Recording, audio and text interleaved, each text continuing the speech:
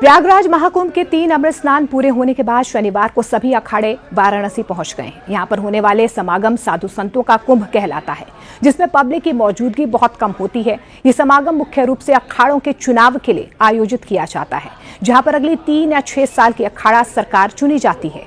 ये चुनाव महाकुंभ से लेकर अर्धकुंभ तक और फिर हर कुंभ के बीच होने वाला निरंतर एक प्रक्रिया होती है। 13 मान्यता प्राप्त अखाड़े भारत में कुल 13 प्रमुख अखाड़े हैं। धार्मिक दृष्टि से इनकी मान्यता है। इनमें से श्री पंचायती अखाड़ा महानिर्वाणी, श्री शंभू पंचायती अटल अखाड़ा, अखिल भारतीय श्री पंच दिगंबर अनी अखाड़ा, श्री पंचायती आनंद अखाड़ा, श्री पंच दशनाम जूना अखाड़ा आदि शामिल हैं। ये अखाड़े पूरे देश में फैले हुए हैं और धार्मिक गतिविधियों के लिए प्रसिद्ध भी हैं। अखाड़ों की अरबों की संपत्ति इन अखाड़ों के पास लाखों या करोड़ों की संपत्ति है, जिसमें मठ, मंदिर और जमीनें शामिल हैं। उदाहरण के लिए निरंजनी अखाड़े के पास 300 करोड़ रुपए से अधिक की संपत्ति है, जिसमें प्रयागराज, हरिद्वार, नासिक, उज्जैन, मिर्जापुर, माउंट आबू, जयपुर, वाराणसी, नोएडा, वडोदरा जैसी जगहों पर मठ और आश्रम स्थित हैं। इसी तरह निर्वाणी और निर्मोही अखाड़ों के पास भी काफी जमीनें हैं। इन संपत्तियों का संचालन एक विशेष समूह द्वारा किया जाता है, जिसे अष्टकौशल कहते हैं। अष्टकौशल का कार्यालय 3 से 6 साल का होता है। इनका काम अखाड़े की संपत्ति की देखरेख करना और सभी धार्मिक गतिविधियों की निगरानी रखना होता है। अष्टकौशल और चुनाव प्रक्रिया प्रयागराज महाकुंभ 13 जनवरी 2025 को शुरू हुआ था और अष्टकौशल का चुनाव पहले ही संपन्न हो चुका था।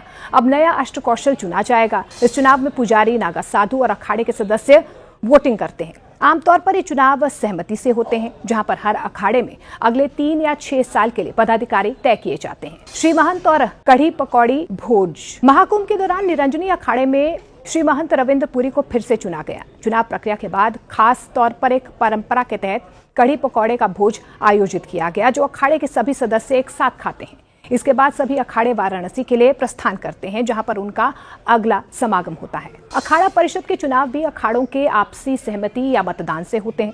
परिषद में अध्यक्ष, महामंत्री, उपाध्यक्ष और कोषाध्यक्ष का चुनाव होता है और इन पदों पर वरिष्ठ संत वोट करते हैं। इन 13 अखाड़ों के श्री महंतों में से किसी एक को अखाड़ा परिषद का अध्यक्ष भी चुना जाता है। ये परिषद अखाड़ों के बीच समन्वय बनाए रखने में महत्वपूर्ण जिम्मेदारी अदा करते हैं।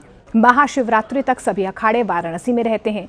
8 फरवरी को इनका नगर प्रवेश हुआ और वाराणसी में उनके नाम से घाटों का अस्तित्व है, जैसे कि जूना घाट, निरंजनी घाट, महानिर्वाणी घाट। यहाँ पर पहुंचकर साधु संत अपने आराध्य देव भगवान शिव की आराधना करते हैं और राजशाही परंपरा के तहत पेशवाई और शोभा यात्रा निकालते हैं। अखाड़ों के बीच चुनाव की प्रक्रिया शायद ही होती है, क्योंकि आमतौर पर सभी चुनाव सहमति से होते हैं। ये प्रक्रिया कुंभ से लेकर अर्धकुंभ तक चलती रहती है। जो लोग कई पद्धतियों में शामिल होते हैं, वे अपने अपने मठों और आश्रमों की देखरेख के लिए जिम्मेदार भी होते हैं।